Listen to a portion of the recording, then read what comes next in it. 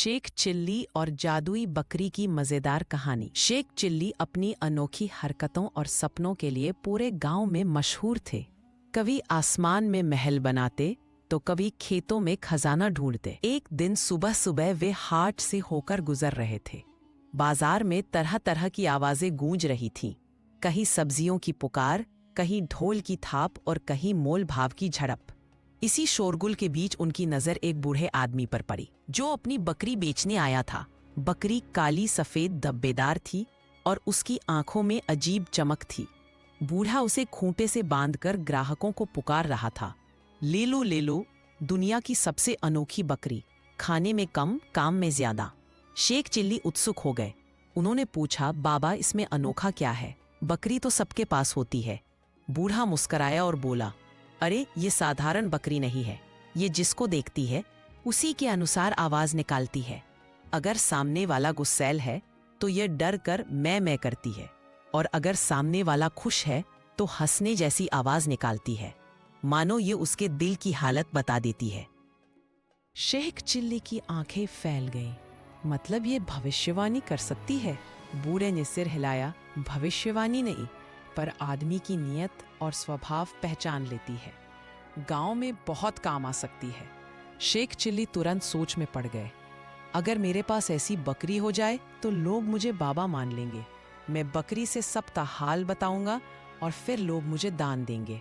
मेरे पास सोना चांदी आ जाएगा। उन्होंने झट से अपनी सारी बचत, 2 रुपए और आधा पका आम, बूढ़े को दे दिए और बकरी खरीद ली। शेख चिल्ली बकरी को लेकर गांव पहुंचे। चौपाल पर कुछ लोग बैठे ताश खेल रहे थे। उन्होंने शेख से मजाक करते हुए कहा, अरे चिल्ली, फिर कौन सा सपना देखा है? ये बकरी कहाँ से उठा लाए? शेख ने गर्व से कहा, ये साधारण बकरी नहीं है, ये तो जादुई है। ये जिसे देखती है उसके बारे में सच सच बता देती है। गांव वाले हंसने लगे। अच्छा, तो जरा आजमाओ। तभी चौपाल पर बैठे रामू काका बकरी के पास गए। बकरी ने उन्हें देखते ही मैं की बहुत धीमी आवाज निकाली, मानो डर रही हो। शेख ने तुरंत घोषणा कर दी, देख लो, यह बता रही है कि काका बहुत कठोर स्वभाव के हैं। सब उनसे डरते हैं। सचमुच गांव के बच्चे रामू काका से डरते थे क्योंकि वे डांटते बहुत थे। सबने मान लिया कि बकरी सच बोल रही है। फिर हरिया आया। बकरी ने उसे देखते ही कूदकर अजीब सी खिलखिलाती आवाज निकाली। शेख चिल्ली ने तुरंत कहा, यह बता रही है कि हरिया दिल से खुश और मासूम है। लोगों ने सिर हिलाया। सच भी था। हरिया हमेशा हंसमुख रहता था। अब तो गांव वालों की भीड़ लग गई। हर कोई चाहता था कि बकरी उसके बारे में भविष्यवाणी करे। कुछ ही दिनों में शेख चिल्ली का घर मेले जैसा हो गया। लोग दूर दूर से आने लगे। कोई अपने बेटे को लाता, कोई बहू को, कोई तो गाय भैंस के बारे में पूछने आता। जब बकरी किसी को देखकर अजीब आवाज निकालती तो शेख तुरंत उसकी व्याख्या कर देते। अगर बकरी उछल पड़ती तो वे कहते, यह शुभ संकेत है। अगर बकरी मुंह फेर लेती तो कहते, अरे तुम्हारे मन में कुछ गलत है। और अगर बकरी जोर से में करती तो कहते, बड़ी संकट की आहट है। लोग दंग रह जाते। धीरे धीरे शेख चिल्ली को चिल्ली बाबा कहकर बुलाया जाने लगा। उनके सामने मिठाई, फल और कभी कभी पैसे चढ़ाए जाने लगे। लेकिन असली सच यह था कि बकरी की आवाजें भविष्यवाणी नहीं, बल्कि सामने वाले की शक्ल, सूरत और हरकत पर निर्भर होती थीं। किसी के कपड़े चमकते दिखे तो वह उत्साहित होकर उछल पड़ती। किसी के हाथ में डंडा हो तो डरकर धीमी आवाज करती। और अगर कोई उसके पास रोटी ले आए तो वह खुश होकर खिलखिलाने जैसी आवाज निकालती। शेख चिल्ली को इसका जरा भी अंदाजा नहीं था। उन्हें पूरा विश्वास था कि बकरी जादुई है। एक दिन गांव का साहूकार लाला गणपत शेख के पास आया। वह लालची और चालाक आदमी था। चिल्ली बाबा, सुना है तुम्हारी बकरी बड़ा सच बताती है। जरा मेरे धन के बारे में पूछो, कहीं चोरी का खतरा तो नहीं? शेख ने गंभीरता से बकरी को उसके सामने किया। लेकिन जैसे ही लाला गणपत पास आया, बकरी ने अचानक तेज आवाज में मैं करना शुरू कर दिया और उसकी ओर थूका। भीड़ खड़ी थी।